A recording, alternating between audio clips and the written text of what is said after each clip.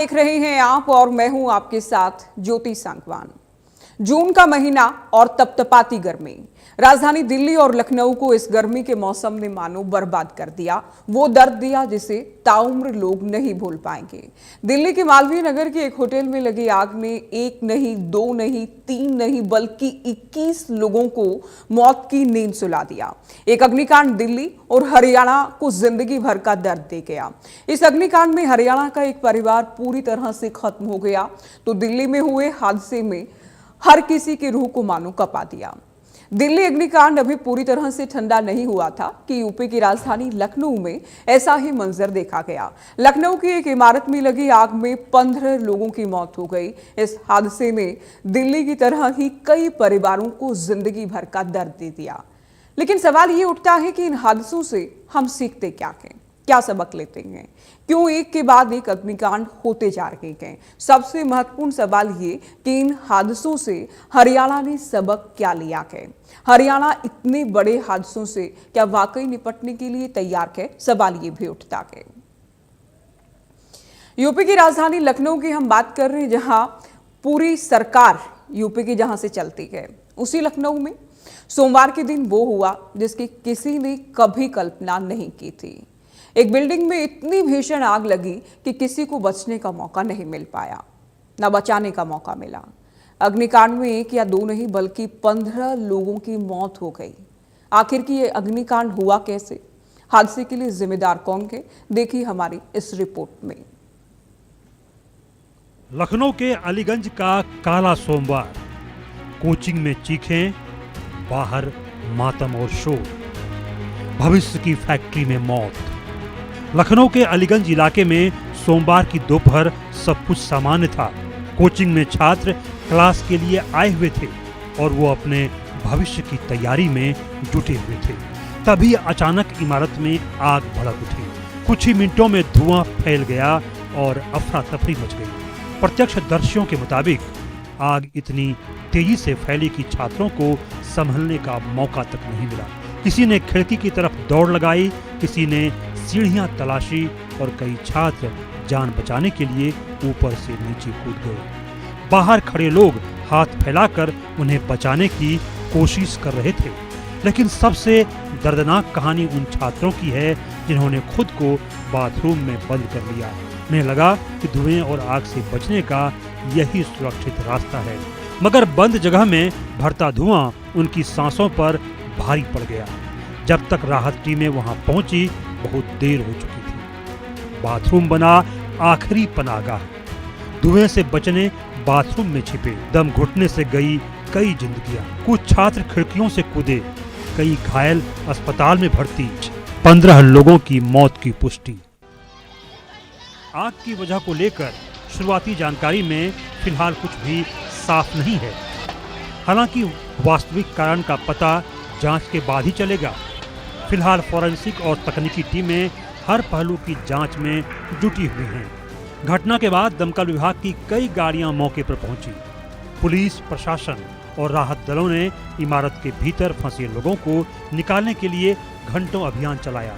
धुएं की वजह से बचाव कार्य बेहद मुश्किल हो गया था। केजीएमयू ट्रामा सेंटर में एक के बाद एक एम्बुलेंस पहुंचती रही। डॉक्टरों की टीम लगातार घायलों का इलाज करती रही। कई परिवार अस्पताल के बाहर अपनों की खबर पाने के लिए रोते बिलखते नजर आए। मुख्यमंत्री योगी आदित्यनाथ ने घटना की सूचना मिलते ही अपना कार्यक्रम छोटा किया और घटना स्थल पर पहुंचे।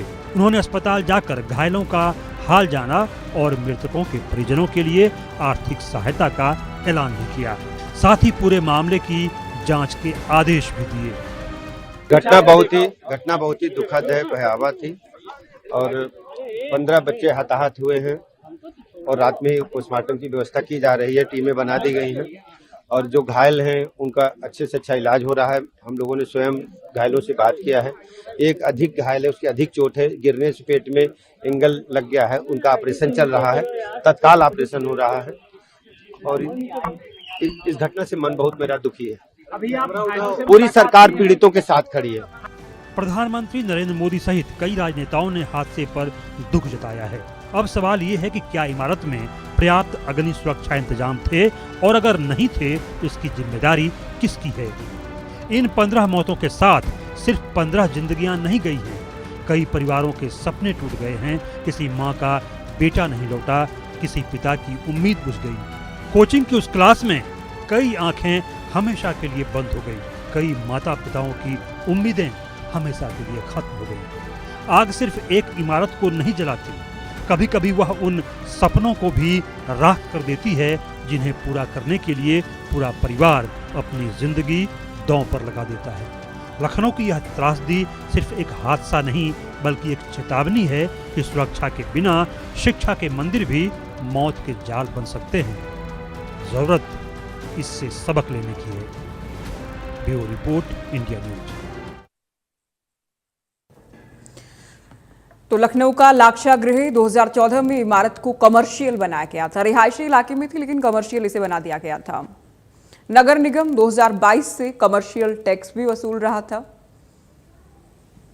इमारत वीरेंद्र शुक्ला की जमीन पर है। तो अब तक इस बिल्डिंग से जुड़ी, इस इमारत से जुड़ी जो जानकारियां सामने आई हैं वो हम आपको बता रहे हैं। आवासीय नक्शा वीरेंद्र शुक्ला।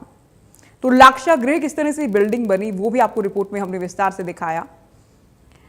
लखनऊ अग्निकांड मामले में कार्रवाई की अगर बात करें तो कार्रवाई भी जाहिर है इतना बड़ा ये कांड है, इसे लेकर कार्रवाई के तौर पर सीएम की ओर से आदेश भी दिए गए और कुछ अधिकारियों पर कार्रवाई की गाज भी गिरी। लेकिन हरियाणा कितना तैयार है?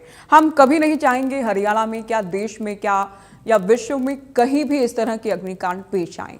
लेकिन अगर हो भी जाते हैं, खुदा न खास्ता अगर हो भी जाते हैं, तो प्रशासन कितना तैयार है, कितनी तैयार हैं सरकारें, और जागरूक होने के लिहाज से लोग कितने तैयार हैं, ये सवाल जरूर उठते हैं। हमारे संवाददाता हमारे साथ जुड़ गए हैं, साक्षी शर्मा चंडीगढ़ से, साथ ही रोहतक से हमारे साथ दिनेश कौशिक जुड़े हैं, पानीपत से राजेश मजूका भी हमारे साथ जुड़ गए हैं। साक्षी, सबसे पहले आपका ही रुख करते हुए, इस तरह के हादसे जब में आते हैं उसके बाद रियलिटी चेक शुरू हो जाते हैं और इंडिया न्यूज हरियाणा तो लगातार दिल्ली में जो हुआ उसके बाद भी दिखा रहा था कि किस तरह से तमाम जो बिल्डिंग्स हैं उनमें फायर सेफ्टी को लेकर किस तरह के इंतजाम हैं कि एक और बड़ा कांड सामने आ गया। उसके बाद एक बार फिर से सबक को लेकर प्रश्न उठने लगे हैं।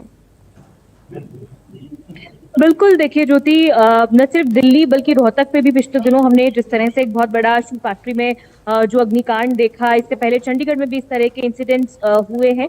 जिसके बाद हरियाणा प्रशासन की अगर मैं बात करूं तो डिजास्टर मैनेजमेंट जो विभाग है वो काफी हरकत में आया है। और हालांकि जब से गर्मी का मौसम शुरू हुआ है, जो समर्स हैं वो पीक पर हैं, तब से ही तमाम जो फायर ऑफिसर्स हैं, डिपार्टमेंट है, उसने सभी को अलर्ट मोड पर डाला हुआ था, सभी फायर डिपार्टमेंट के ऑफिसर्स को। और अभी पिछले दिनों ही हरियाणा में जितनी भी फायर डिपार्टमेंट की एक्सेसरीज है या जो भी सामान है उसमें लगभग 300-400 करोड़ की जो परचेज है वो भी हुई है, जिसमें फायर के लिए लैडर्स हैं, गाड़ियां हैं या फिर जो दूसरा जरूरी सामान है जो कि अगर कहीं भी इस तरह की इमरजेंसी उत्पन्न होती है, इस तरह की स्थिति निर्मित होती है तो कैसे उससे डील किया जा सके। फायर एक्सटिंग्विशर्स की बात करें, इन तमाम चीजों को लेकर उपकरणों को अपने जो है दुरुस्त किया है, लैस किया है, नए उपकरणों की खरीद की है ताकि किसी भी विषम परिस्थिति से जल्द निपटा जा सके। ऐसे में इस पूरे जो चेन है इसको डायल 1122 की एक इमरजेंसी सर्विस का पार्ट है,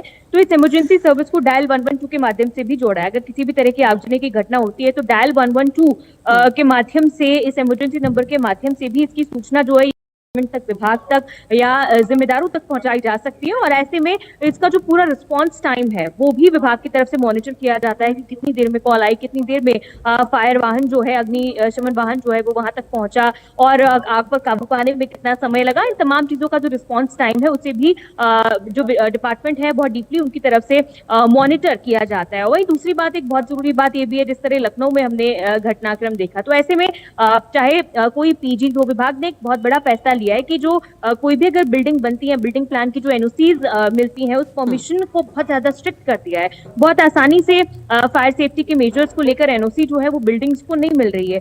ऐसे में अगर सारी चीजें दुरुस्त होती हैं, अगर विभाग को लगता है कि सारी जो चीजें हैं वो रूल्स के मुताबिक अनुकूल है, तभी उन्हें फायर डिपार्टमेंट से जो एनओसी है वो दी जाती है। चाहे वो पीजी हो, पिछले दिनों हमने देखा है कि बहुत सारे ऐसे पीजीज है जिन्होंने अपनी एनओसी के लिए अप्लाई किया था, लेकिन इसमें बहुत स्ट्रिक्टनेस विभाग की ओर से की जा रही है ताकि किसी किसी की भी जान जो है वो जोखिम में न हो और इस तरह की कोई भी घटनाक्रम जो है वो उपस्थित न हो, और अगर हो खुदा न खास्ता तो उससे निपटने के लिए तमाम जो जरूरी इंतजाम है वो सभी बिल्डिंग स्ट्रक्चर्स में मौजूद हो। तो ऐसे में चाहे नई खरीद की बात कर लें और फायर डिपार्टमेंट की अगर बात करें तो हरियाणा में जो कर्मचारी हैं उनकी कर्मचारियों की संख्या में कुछ कमी जरूर है, लेकिन विभाग ये तैयारी भी कर रहा है कि जल्द से जल्द इन सभी कर्मचारियों की जो भर्ती है वो भी की जा सके, जिससे कि और ज्यादा आसानी किसी भी तरह की स्थिति पर काबू करने में हो, और हमेशा जो फायर डिपार्टमेंट का अमला है वो किसी भी तरह की विषम परिस्थिति में से निपटने के लिए तैयार हो और सफिशिएंट नंबर ऑफ एम्प्लॉयज वहां पर मौजूद हो, ताकि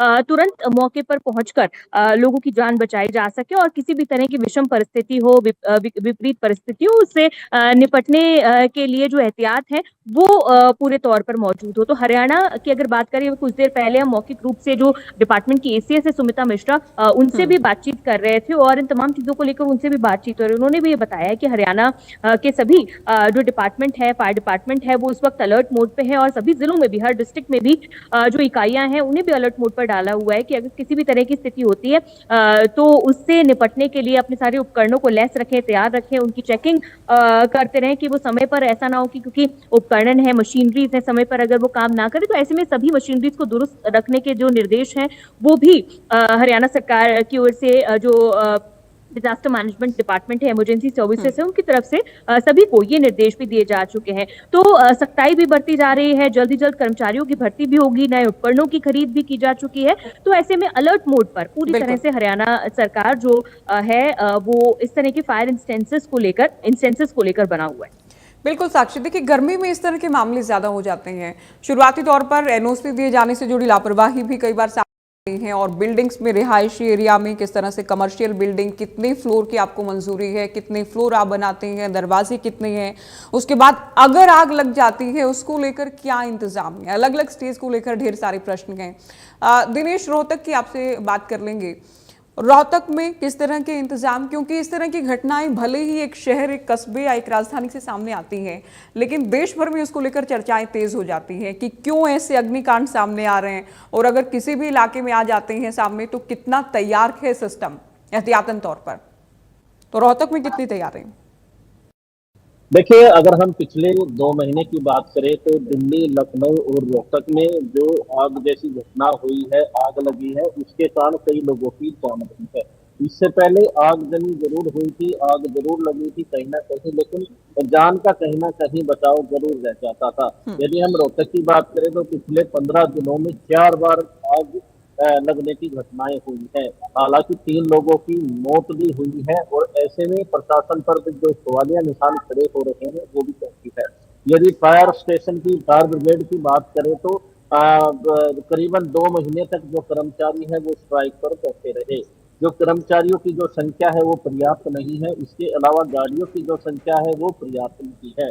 यदि 9 जून की घटना में डी पार्क की बात करें, जहां पर 3 लोगों की दर्दनाक मौत हुई थी, तो वहां पर फायर ब्रिगेड की गाड़ियां आई थी, लेकिन एक गाड़ी जाम हो गई थी। तो जो व्यवस्था है वो कहीं ना कहीं जो है सवालिया निशान खड़े कर रही है। इसको सुचारू और सुधारने की आवश्यकता जरूर है। जब भी आग जैसी घटनाएं होती हैं तो प्रशासन अलर्ट पर हो जाता है, लेकिन 1-2 दिन के बाद सब कुछ भूल जाता है। जो एनओसी जिस भी संस्थान ने या जिस भी दुकानदार ने एनओसी ली है या सिलेंडर लिया है, वो एक बार रिफिल करवाने के बाद जो एक्सपायरी डेट के बाद उसे रिफिल नहीं करवाते हैं। तो इस तरह की घटनाओं से सबक लेना चाहिए, आम लोगों को खुद जागरूक होना चाहिए, प्रशासन के भरोसे नहीं बैठना चाहिए। तो ऐसे में जो है इस तरह की घटना से बचा जा सकता है। रोहतक की बात करें तो रोहतक में 2 मुख्यतः ऐसे बाजार हैं जहाँ पर आग जैसी घटना हो जाए तो काफी बड़ा नुकसान हो सकता है, क्योंकि काफी तंग गलियां है और जो दुकानदार है उन्होंने अपनी दुकान के बाहर अतिक्रमण किया हुआ है। एशिया की सबसे बड़ी मार्केट, स्टोरी मार्केट रोहतक में है। अगर वहां आग जैसी घटना हो जाती है तो तंग गलियों में निकलना मुश्किल हो जाएगा और कपड़े की बहुत सारी यहाँ पर दुकानें हैं, जिससे बड़ा हादसा, बड़ा नुकसान हो सकता है। हालांकि व्यापारियों ने इकट्ठे होकर इस जैसी घटना से खुद निपटने के लिए योजना भी बनाई है, लेकिन जब तक सामने नहीं आता तब तक ये संभव नहीं हो पाता है। यदि हाल ही की बात करें 2 दिन पहले सेक्टर 3-4 की जो मार्केट है उसमें आग लगी है और समय रहते जो उसमें लोग मौजूद थे वो समय रहते निकल गए, नहीं तो यहाँ भी बड़ा हादसा हो सकता है। जो लखनऊ में जो घटना घटी है वो काफी दुखदायी है, दर्दनाक घटना है, इससे भी लोगों को सबक लेने की आवश्यकता है। बिल्कुल दिनेश, रोहतक का भी आप बता रहे थे पिछले कुछ दिनों में 3 लोगों की जान चली गई। और भीड़ भाड़ वाले इलाके होते हैं, अमूमन जो आप बात कह रहे हैं ना कि लोगों को भी जागरूक होने की जरूरत है, बिल्कुल जागरूक होने की, सावधान रहने की। अगर आग लग भी जाती है, बहुत सारी लापरवाही भी उसके पीछे रहती है, लेकिन आग अगर लग भी जाती है उसके बाद क्या करें क्या ना करें, ये भी वाकई इसे लेकर अवेयर होने की भी जरूरत है। पानीपत से जुड़ी जानकारी हम लेंगे राजेश आपसे, क्योंकि पानीपत भी उद्योग के लिहाज से एक बेहद अहम सिटी है, बेहद महत्वपूर्ण शहर है। ऐसे में जो कमर्शियल एरियाज हैं खास तौर पर, वहां भी शासन की ओर से भी, विभाग की ओर से भी अतिरिक्त सावधान रहने की जरूरत है। और साथ ही जो लोग हैं, व्यापारी हैं या भीड़ भाड़ वाले इलाके में जाने वाले लोग हैं, उनको भी ज्यादा सावधान रहने की जरूरत है। जी ज्योति, देखिए जिस तरह आपने कहा कि पानीपत एक उद्योग से जुड़ा हुआ क्षेत्र है, बहुत बड़ा क्षेत्र पानीपत को माना जाता है, क्योंकि विश्व विख्यात है पानीपत। और यहाँ से सभी जगह पर ट्रांसपोर्ट, यहाँ का बना कंबल है, जो यहाँ टेक्सटाइल से प्रोडक्ट बने हैं, वो सब ट्रांसपोर्ट किए जाते हैं। पर यहाँ की गलियां जो है, क्षेत्रफल के हिसाब से देखा जाए तो यहाँ की गलियां बहुत ही संकरी है। दिल्ली में जब आगजनी की घटना हुई थी होटल और रेस्टोरेंट में जब आगजनी की घटना हुई थी, उसके बाद जो प्रशासन है वो हरकत में जरूर आया था और जगह जगह एनओसी चेक की गई थी। तो जो होटलों की एनओसी चेक की थी तो उसमें से करीब जो पानीपत के अंदर 17 एनओसी सिर्फ होटल संचालकों के पास मिली थी। उसके बाद किसी के पास भी जो है करीबन जो सैकड़ों की संख्या में 200 के करीब जो होटल पाए गए थे, उनमें किसी सिर्फ 17 जो है लोगों के पास एनओसी थी। उसके बाद से तुरंत इनको नोटिस देने का काम किया गया। तो अब जब लखनऊ की यह घटना हुई है जिसमें एक कोचिंग सेंटर में आग लगी, जिसमें इतने लोगों की 15 से 16 लोगों की मौत हो गई, उसके बाद से फिर फायर ब्रिगेड हरकत में आया है। तो कल से इन्होंने सभी जो कोचिंग सेंटर है, अस्पताल है या अन्य कोई संस्थान है जहां लोगों का ज्यादा आवागमन होता है, वहां नोटिस देना जारी किया है। तो बाद में प्रशासन कहे या अधिकारी कहे, कर्मचारी कहे, बाद में जाके पहले हादसे का इंतजार किया जाता है कि इस हादसे में कितना बड़ा नुकसान हो सकता है, उसका आंकलन होता है, उसके बाद फिर से हरकत में आता है। अगर आप बात कर रहे हैं आला अधिकारियों की, मैं पानीपत के लघु सचिवालय की बात करूं, जहां हमेशा लोगों का आना जाना लगा रहता है, जहां सभी अधिकारी तकरीबन बैठते हैं, उस बिल्डिंग की एनओसी तक नहीं है। कितना बड़ा एक नेग्लिजेंसी मान ली जाए, कितनी बड़ी एक नेगेटिव पॉइंट मान लिया जाए कि जिस जहां जिले के मालिक उपायुक्त है, पुलिस अधीक्षक है, वहां बैठते हैं, उस बिल्डिंग की भी एनओसी नहीं ली गई है। और पानीपत में अब तक की बात की जाए तो लगभग 300 के करीब पिछले 6 महीने में आगजनी की घटनाएं हो चुकी हैं। इससे भी सबक लेने की जरूरत है, क्योंकि जब भी पानीपत में आगजनी की घटना होती है, क्योंकि सबसे ज्यादा औद्योगिक क्षेत्रों में आगजनी की घटना होती है, वहां अगर आग लगती है तो थर्मल पावर स्टेशन से, रिफाइनरी से, सोनीपत से, यहाँ से गाड़ियां मंगवानी पड़ती हैं, क्योंकि यहाँ जो काबू करने के लिए उधर जो पानीपत की जो दमकल की गाड़ियां कम पड़ती है, तो बाहर से गाड़ियां मंगवानी। इसी यहाँ से देखा जाए तो साजो सामान की भी जरूरत है, व्हीकल की भी जरूरत है, और जो इससे आग पर काबू पाए उसके जो बड़े सिलेंडर हैं या फोम है, उनकी भी जरूरत है। पर हर चीज की कमी पानीपत के जो है दमकल विभाग में रहती है। जी बिल्कुल, देखिए इस तरह की लापरवाही सामने आती है और आप बिल्कुल ठीक कह रहे हैं। प्रशासनिक जो बेहद महत्वपूर्ण बिल्डिंग्स हैं, अगर वो भी बिना एनओसी के चल रहे हैं तो वाकई फिर मानकर चलें कि प्रशासन भी भगवान भरोसे है या बड़े हादसों का इंतजार हो रहा है। ये वाकई अपने आप में प्रश्न उठाने वाली बातें हैं। तो लखनऊ का लाक्षागृह, और लाक्षागृह हम क्यों कह रहे हैं आप समझ सकते हैं किस तरह से बड़ा अग्निकांड यहाँ पर पेश आया। सवाल तो ये भी उठ रहे हैं, अग्निकांड के इस तरह के या हत्याकांड के, अगर लापरवाही के चलते घरों के चिराग बुझ जाते हैं या वो बच्चे, वो युवा जो कोचिंग के लिए गए थे वापस नहीं लौटे, उनके परिवारों के लिए आर्थिक मदद कोई मरहम साबित हो सकती है और ना किसी भी तरह की भरपाई किसी भी सूरत में हो सकती है। हमारे संवाददाता हमारे साथ जुड़े हैं ग्राउंड से, अलग अलग शहरों से, और ये इसलिए भी चर्चा जरूरी हो जाती है। हरियाणा के जो लोग हमें देख रहे हैं, इंडिया न्यूज़ हरियाणा देख रहे हैं, कि आप भी खुद भी अलर्ट रहें। आसपास जो भी बिल्डिंग्स हैं, लाइसेंस लेने के लिहाज से, एनओसी के लिहाज से, या रिहायशी एरिया में इस तरह की बिल्डिंग्स अगर बनाई गई हैं। दिनेश, वाकई कई बार लगता है कि प्रशासन भी हादसों का इंतजार करता है, फायर सेफ्टी मेजर से जुड़ी बातें हों या एनओसी से जुड़ी बातें हों।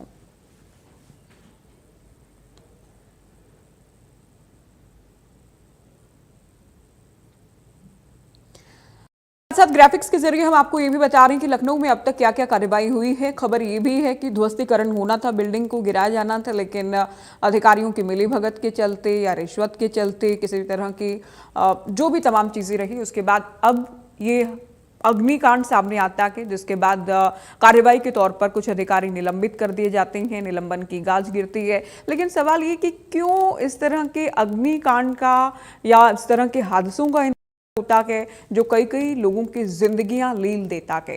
राजधानी दिल्ली वाला अग्निकांड अभी नहीं भूले थे कि यूपी की राजधानी लखनऊ, जहां से पूरा यूपी चलता है, जहां अब पूरी सरकार, पूरा प्रशासनिक अमला है, वहां इस तरह का अग्निकांड, तो क्या तैयारी रहती है और क्यों लापरवाही रहती है, ये सवाल जरूर है। चूंकि बिल्डिंग में आग लगी, उसके बाद खबर ये है कि दम घुटने के चलते ज्यादातर बच्चों या अंदर जो लोग मौजूद थे उनकी जान गई।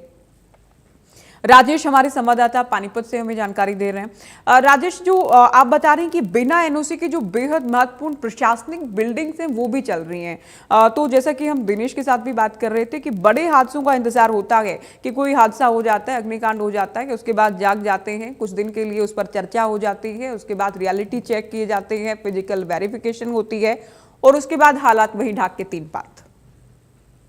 जी बिल्कुल, आप सही कह रहे हैं कि जब बिल्डिंग को एक तैयार करना होता है तो उसमें सब चीज की एनओसी जरूरी होती है। नोट ऑब्जेक्शन सर्टिफिकेट से लेकर हर चीज की जरूरत होती है। या दमकल विभाग से ले लीजिए या डीटीपी से ले लीजिए, कई विभागों को मंजूरी के बाद ही बिल्डिंग का निर्माण कार्य शुरू होता है और उस बिल्डिंग के इंस्पेक्शन के बाद से फिर फायर की एनओसी मिलती है। पर यहाँ ऐसा नहीं है। आप यहाँ जाकर देखेंगे हर जो होटल है या इंस्टीट्यूट है उनमें सिलेंडर जरूर लगाए गए हैं, पर सिलेंडर की एक्सपायरी आप देखेंगे कि 5 से 6 साल पहले निकल चुकी है और वही आज तक लटके हुए हैं। अगर कोई ऐसा इन द केस ऐसा हो जाए तो फायर के सिलेंडर भी काम नहीं करेंगे। और जो बड़ी बिल्डिंग है जो आप बात कर रहे हैं, हम लघु सचिवालय के पानीपत का लघु सचिवालय, जहां सभी अधिकारी रहते, सिर्फ फायर के अधिकारियों को छोड़कर सभी अधिकारी यहाँ हैं। और अगर यहाँ किसी प्रकार की कोई अनहोनी हो जाती है तो यहाँ भी जो है एनओसी नहीं है। जो फायर सिलेंडर लगे हैं उनकी भी डेट एक्सपायरी हो चुकी है। तो जब वही आप कह रहे थे कि ढाक के तीन पात या सांप निकल गया तो लाठी पीटने से फायदा क्या है, तो इसी प्रकार की जो कहावतें इन्हीं कारणों के लिए बनती है कि जो आज यहाँ इतने बड़े हादसों के होने के बाद जो बाद में संज्ञान लिया जाता है, उनकी बाद में चेकिंग होती है। तो वही बात है। तो अब पछताए क्या होती है जब चिड़िया चुग गई खेत, उस तरह की कहावतें फिर इन पर स्टिक रहती है। जी ज्योति, बिल्कुल, बहुत शुक्रिया, ये पूरी जानकारी आप दे रहे थे राजेश। तो अलग अलग शहरों से जुड़ी जानकारी हमने आपको हरियाणा को लेकर दी है कि कितना तैयार है हरियाणा, क्योंकि बहुत बार जरूरी नहीं कि हमारे साथ जो हो उससे ही हम सबक लें, दूसरों के साथ या दूसरी जगहों पर जो हो रहा है उससे भी सबक लिया जाना बेहद जरूरी होता है जब सवाल लोगों की जिंदगी का हो। भिवानी में अग्निकांड को लेकर क्या तैयारी है, प्रशासन ऐसे हादसों से, ऐसे संभावित हादसों से निपटने के लिए कितना तैयार है, देखिए भिवानी से हमारे संवाददाता की ये रिपोर्ट। दिल्ली के मालवीय नगर की घटना और इसके साथ साथ लखनऊ में कोचिंग सेंटर में हुई आगजनी की घटना के बाद भिवानी शहर कितना सुरक्षित है। मॉल में इस वक्त हमारी मौजूदगी ये मॉल है जहाँ पर बड़ी तादाद में ना केवल लाइब्रेरी है जहाँ बच्चों की आवाजाही रहती है, बल्कि बाजार भी यहाँ पर है, कई सारी शॉप्स हैं, कई सारी दुकानें हैं, कुछ लाइब्रेरी हैं यहाँ पर। और लाइब्रेरी में किस तरह के हालात हैं, खुद ओनर है, उन्हीं से बात करेंगे। भाई साहब, आपका नाम जानूंगा मैं, क्या नाम आपका है और किस तरह आग बुझाने के लिए किस तरह की व्यवस्था है? नमस्कार जी, नरेंद्र यादव हूँ सर मैं, और मेरी सीटिंग कुछ 60 से प्लस है, कुछ 62 तक। और यहाँ जैसे है जिसका आलवासिया मॉल से उन्हीं के फायर का वो लगा हुआ है। और हमारे पास 2-4 दिन के अंदर ऐसे हम खुद रखेंगे, क्योंकि हालत देखते हुए जैसे फायर की एनओसी वगैरह है आपके पास कुछ? हाँ, एनओसी वगैरह हाँ ले रखी है सर। क्या है उसमें एनओसी में? अभी आप मना कर रहे थे कि एनओसी नहीं है। नहीं, वो तो है सर, फिर फायर आया नहीं सर मेरे पास। जैसे एक्सटिंग्विशर कुछ नहीं आया नहीं सर। अगर कोई दिक्कत होती है तो कैसे मैनेज करोगे? अभी तो फिलहाल तो जैसे मॉल का ही है, उसी करेंगे सर। और अभी जैसे जो हालात चल रहे हैं उनको देखते हुए हम खुद 4-5 की, और जैसे फायर ब्रिगेड को उसकी हम खुद करेंगे। फायर ब्रिगेड के लिए भी व्यवस्था नहीं है यहाँ। अंदर की मैं तस्वीरें जरूर एक बार साझा करूंगा, आप देख पाएंगे ये तस्वीरें अंदर की हैं। पूरे मॉल के अंदर कई सारी इस तरह की लाइब्रेरी हैं, कई सारी इस तरह की दुकानें हैं जहाँ पर जो है अंदर ना तो फायर ब्रिगेड की गाड़ी आ सकती है, ना ही किसी तरह से और दूसरी व्यवस्थाएं। यहाँ पढ़ते हो आप लोग? लाइब्रेरी में आते हैं, पढ़ते हैं, लाइब्रेरी में आते हैं। यहाँ सुरक्षा के इंतजाम लगते हैं आपको? अगर आगजनी हो जाए तो कहीं सुरक्षित निकलने के लिए कोई इंतजाम लगते हैं आपको? ना। लगते हैं? कभी आपने देखा नहीं, कभी सोचते नहीं हो जिस तरह की मालवीय नगर लखनऊ में जिस तरह की घटनाएं हुई इसके बाद सुरक्षित महसूस करते नहीं है कुछ सुरक्षित ऐसा महसूस करते हो अपने आप? नहीं ऐसा कुछ नहीं है। कोई दिक्कत हो जाए तो कैसे निकलोगे यहाँ से? कौन ही निकलूंगा रास्ता है, दिक्कत तो नहीं होगी। क्या पता होगी नहीं होगी, वो तो अलग चीज़ है, परसेप्शन है। आप देख पाएंगे यहाँ पर बड़ी तादाद में जो है लाइब्रेरी हैं। अच्छा, लाइब्रेरी में आते हैं आप भी? लाइब्रेरी में आते हैं, क्या करते हो आप? यही कॉम्पिटिटिव एग्जाम की तैयारी। एग्जाम की तैयारी। इस मॉल में आप आते हो, यहाँ पर दुकानों में कोई सुरक्षा आपको दिखती है? अगर दिल्ली के मालवीय नगर जैसी या लखनऊ जैसी कोई घटना हो जाए तो कैसे बचाओगे खुद को? ये तो क्या बताऊँ। राम भरोसे ही है सब कुछ? हाँ। या लगता है कोई सुरक्षा है आपको, लगती है यहाँ? हाँ, सुरक्षा ही है इधर आते सुरक्षा हैं। कहाँ है आपको? फायर ब्रिगेड की गाड़ी तक नहीं आ सकती अंदर? हाँ, वो तो नहीं आ सकती सर। फिर कैसे सुरक्षित हो आप? नाम क्या आपका? सुमन। सुमन। तो लगातार जो है बच्चों से हम बात भी कर रहे हैं। कुछ एक लाइब्रेरीज यहाँ पर आप देख पाएंगे बड़ी तादाद में, चारों तरफ जो है ये लाइब्रेरी है। लाइब्रेरी में जो बच्चे पढ़ने के लिए आते हैं, लेकिन सुरक्षा के लिहाज से अगर बात करें, बात ज़रूर कही जाती है, और सुरक्षा के लिहाज से इस तरह की व्यवस्थाएं जो है अगर बात की जाए तो यहाँ जो है आप देखेंगे छोटे छोटे केबिन हैं, और केबिन्स में यहाँ बच्चे पढ़ने के लिए आते हैं, और इनमें जो है सुरक्षा कहीं न कहीं अगर अंदर की बात करें तो फायर एक्सटिंग्विशर दिख रहा है, ना ही कुछ और दूसरे इंतजाम दिख रहे हैं। वीडियो जर्नलिस्ट सुमित अवस्थी के साथ रवि जांगड़ा, इंडिया न्यूज़। तो देखिए, शुरुआत में हमने लखनऊ की बात की, लखनऊ में क्या हुआ, क्यों हुआ, उसके बाद क्या क्या सवाल उठ रहे हैं कार्रवाई के तौर पर, क्या क्या हुआ, कि कितना सबक ले जाने की ज़रूरत है और कितनी सावधानी बरतने, एहतियात बरतने की ज़रूरत है इस तरह के अग्निकांड को लेकर, इस तरह के संभावित हादसों को लेकर चर्चा हम करेंगे। मामचंद शर्मा जी हमारे साथ जुड़ गए हैं, फायर सेफ्टी ऑफिसर हैं गुरुग्राम से। स्वागत है आपका इंडिया न्यूज़ हरियाणा पर। शर्मा जी, सबसे पहला सवाल आपसे ये कि क्यों इस तरह के हादसे ज्यादा हो रहे हैं, क्यों ये अग्निकांड बढ़ रहे हैं अलग अलग शहरों में, क्या वजह इसके पीछे आप देखते हैं एक ऑफिसर के नाते? नमस्कार जी। जी नमस्कार। सबसे पहले तो जी जो हमारी लापरवाही है ना जी, खासकर गर्मी का टाइम। जी हेलो मामचंद जी, एक बार तो कैमरा आप थोड़ा एक बार दूर रखिए, आप अपना फ्रेम थोड़ा सा बेहतर ढंग से अगर आप बना पाए। जी, खासकर गर्मी के टाइम में कुछ लापरवाही होती है जी। जी आपका शॉर्ट सर्किट हो जाना, आपका एमसीपी एसी हम लोगों ने लगवा लिया, बट एसी की जो एमसीपी है वो कुछ उसमें पड़ेगी और उससे छोटी बड़ी लगवा लेते हैं। अच्छा, दूसरी बात, जहां तक आपने इंस्टीट्यूट का बताया, और कभी भी कहीं धुआं हो जाए तो धुआं हमेशा ऊपर जाएगा, नीचे का जो स्तर है उसमें धुआं नहीं रहेगा। हाँ, उस समय अगर हमारे हाथ में रुमाल हो, उस रुमाल को गीला करके हम नाक को ढांप ले और जमीन पे नीचे रेंगते हुए हम बाहर निकल जाएं। और दूसरी बात, जागरूकता का विषय है। हम अपने यहाँ पे स्टेशन पे, स्कूलों में, कोचिंग सेंटर में, कॉलेजों में, हर कहीं जागरूकता करते हैं, ज्यादा से ज्यादा पब्लिक गैदरिंग, बट आज का टाइम गैदरिंग नहीं हो पाती, और लोग जो जानकारी हम जो देते हैं उनको अनसुने करके सीधे निकल जाते हैं। जबकि फर्स्ट एड, फायर फाइटिंग का जो फर्स्ट एड का इक्विपमेंट है, हाँ। उस इक्विपमेंट में सभी को जागरूकता का होना जरूरी है।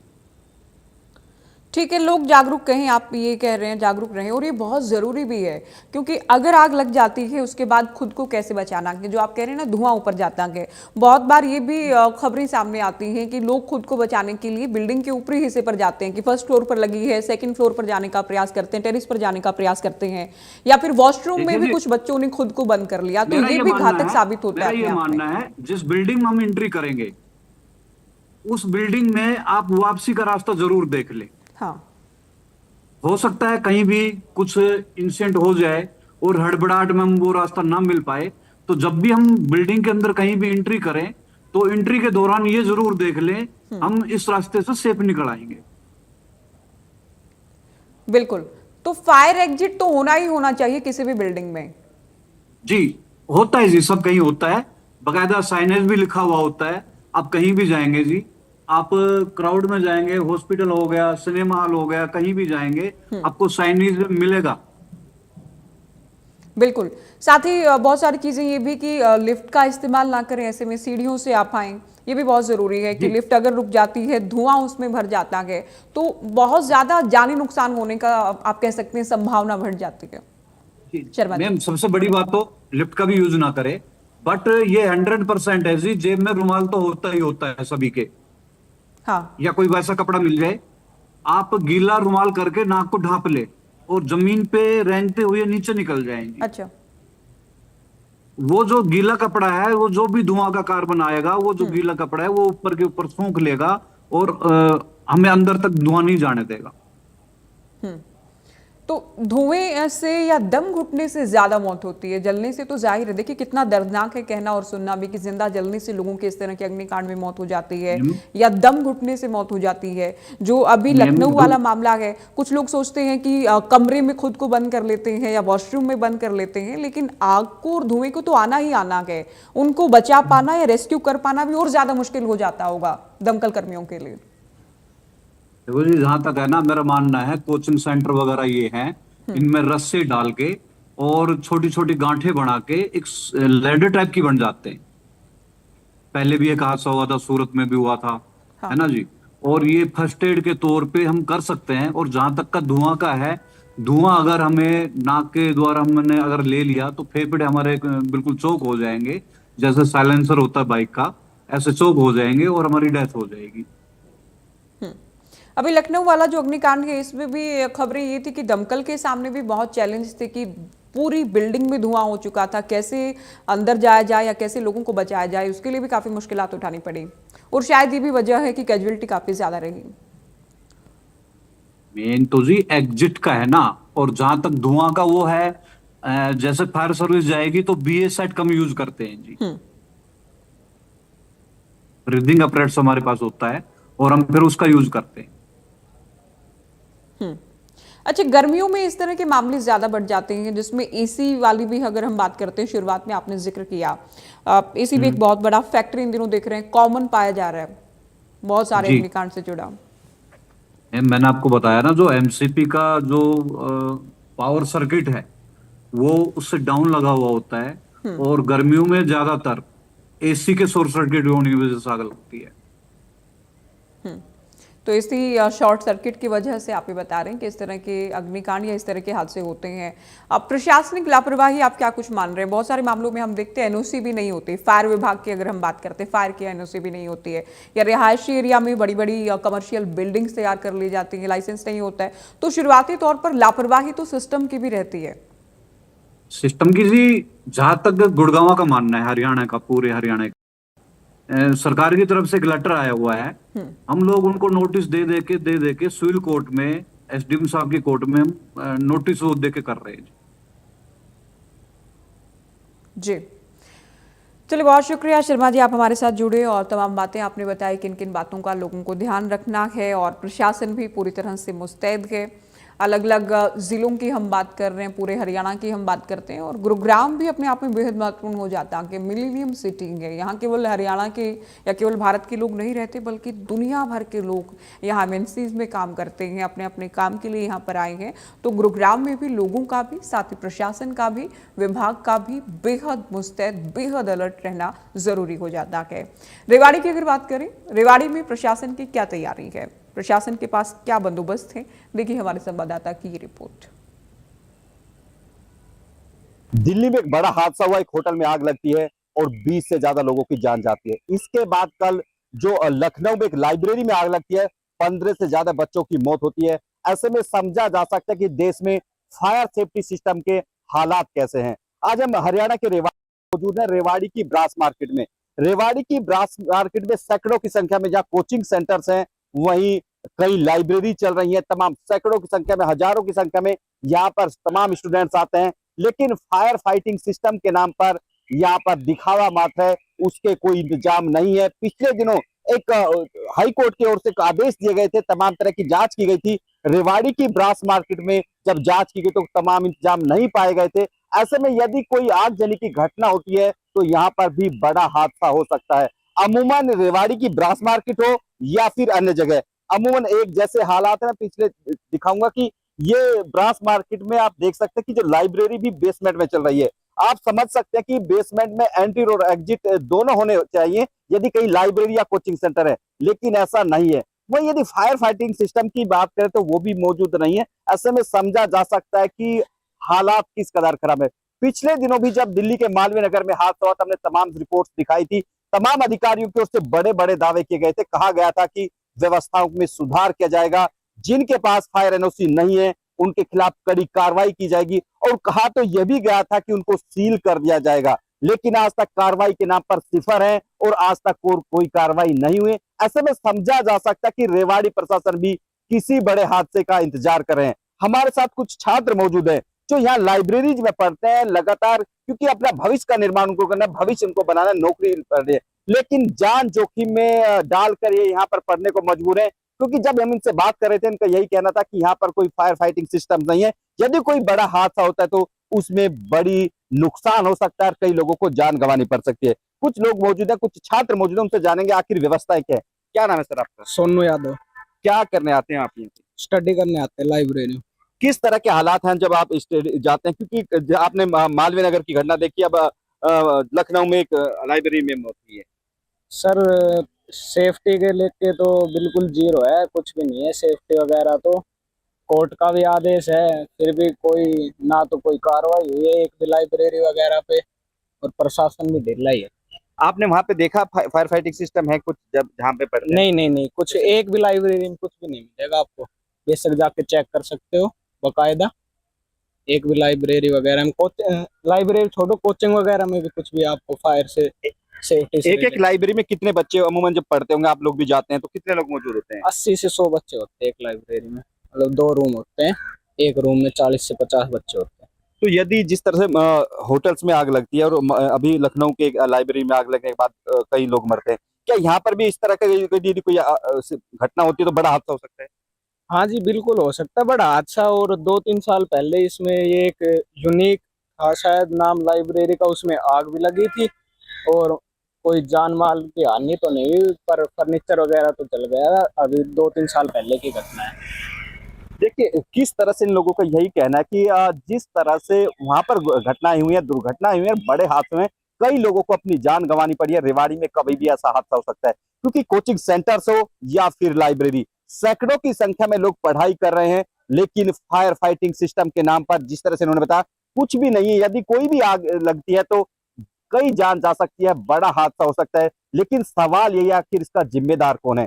तमाम अधिकारी दावा करते हैं कि सिस्टम में सुधार होगा, कार्रवाई करेंगे, सीलिंग तक की बात कही गई, लेकिन रेवाड़ी में कार्रवाई के नाम पर आज तक कुछ नहीं हुआ। ऐसे में अब देखना होगा कि दिल्ली हो या फिर लखनऊ, इसके बाद हरियाणा का रेवाड़ी प्रशासन कहीं कहीं जागता है या एक बार फिर से यूं ही रटा रटाया जवाब दे दिया जाएगा कि संज्ञान में है, कार्रवाई कर रहे हैं, सीलिंग की कार्रवाई करेंगे, नोटिस दे दिया गया है। ऐसे में कहीं ना कहीं अब जिम्मेदारों को भी समझना होगा आखिर कब तक एक पैटर्न पे काम किया जाएगा, महज खाना पूर्ति की जाएगी, आखिर कब तक जो छात्र यहाँ पर पढ़ने के लिए आते हैं कब तक उनकी जान जोखिम में डाली जाएगी। रेवाड़ी से अमित विश्वकर्मा, इंडिया न्यूज हरियाणा।